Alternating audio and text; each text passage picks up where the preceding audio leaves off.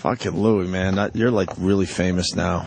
Yeah, I know. When he walked you're in, like really famous. I'm like, holy shit. I got a little nervous. I got a little nervous. I was a little like, oh, shit. We've had Louie on so many times, but now I'm looking at him differently. Like, God, he's really famous. That's that Louis C.K. guy. I watch his show. And he does a Leno show, and then that clip goes viral, and holy shit, you're famous. Crazy. My I'm God. not Funny or famous. Die loves you. I'm not famous. I'm not.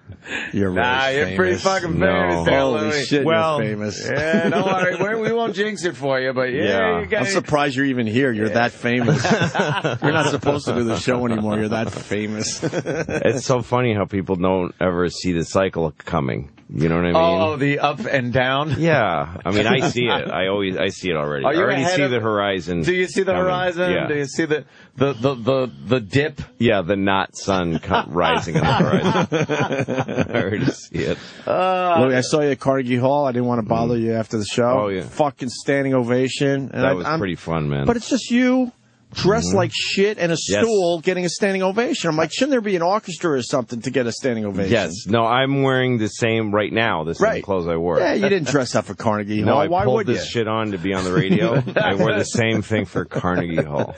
I was amazed. I'm like, that's why Louis is as good as he is, because he's not dressing up for Carnegie Hall. Never. And the thing is, when I play rooms that size, like the tour I just finished was all rooms that size or bigger. Jesus. In Chicago, I did the Chicago Theater.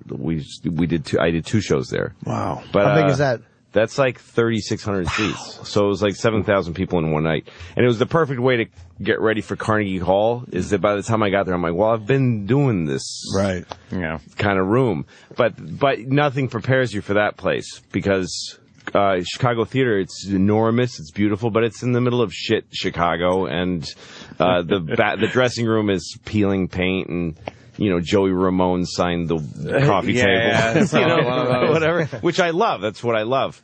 But you go to Carnegie Hall and they show you into the Maestro Suite, which has this gold plaque on it, and this guy bows as you walk through the fucking door, and it's like, oh my God, there's a whole other. And if Yo-Yo Ma plays there, he doesn't go to the Maestro Suite. He goes to the fucking musician room. Right. You're the Maestro Suite. Yeah, you're the main guy. You're the guy. George Gershwin fucking got blown in there.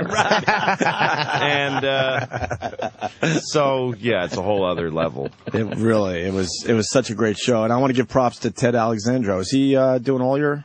I hired him for the tour. No, he did. I toured with him some last year, and this year I worked with Todd Glass a lot and some other guys.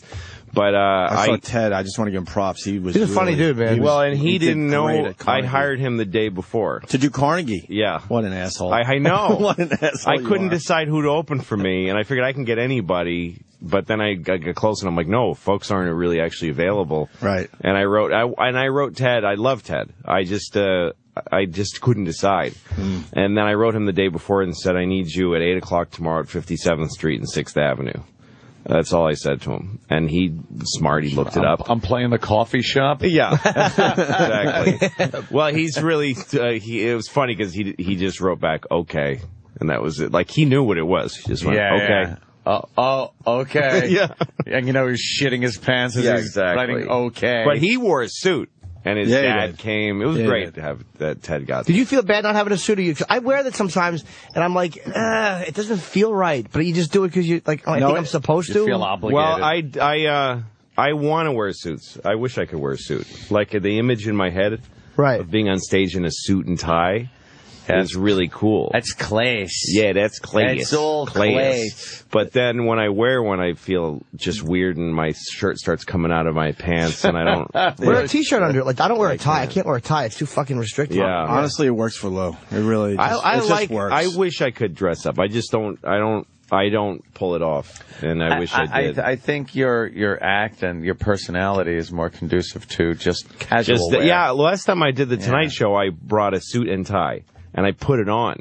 It said, fuck this. And then the last second. Wow, really? I was like fucking, what's his name, in Cold Blood, pulling off my, having to pee before I get hung. I ripped everything off and ran out.